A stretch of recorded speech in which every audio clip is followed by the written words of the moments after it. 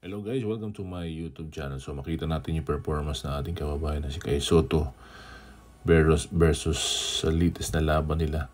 Pumuntos lang siya ng 7 points at 3 or 6 rebounds. Bakit?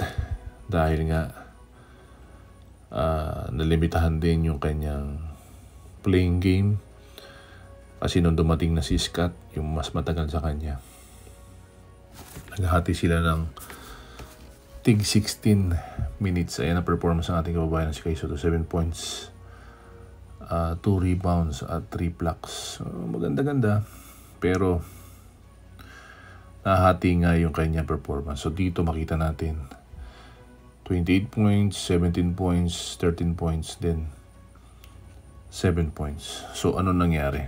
Siyempre, pag mababa yung kanyang time, mababa din yung kanyang magiging performance. Pero quality pa rin yung performance ng ating kababayan na si Kai Sotto sa loob ng arena. At medyo matindi nga din ang kanyang mga kalaban. So, bakit? Bakit nagkaganon? So, hinahati ng kanyang coach ng Yokohama yung mga minuto ng kanyang mga player. So from 28 minutes to 16 minutes. Kaya ganun uli ang performance ng ating kababayan na si Kai Sotto. So bukas makikita uli natin ang kanyang laro. 17 points and 6 rebounds. Pero yung oras niya is medyo mahaba. At nababasa na rin kasi din yung kanyang kilos at galaw dahil nga alam na isa si Kai Sotto sa mga key player sa Yokohama.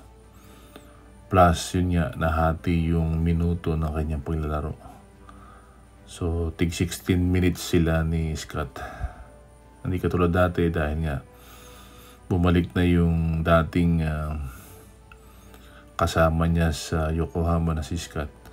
So hinati muli yung kanyang minuto.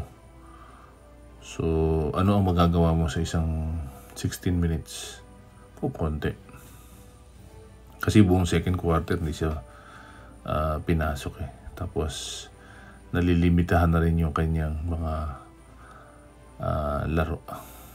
So yan yan yung Scott, yan yung Kai Sotto. 16 minutes and 40 seconds. Yung isa naman 16 minutes and 54 seconds. So abang pa natin ang mga susunod na kabanata sa paglalaro ng ating kababayan na si Kai Sotto. Abangan.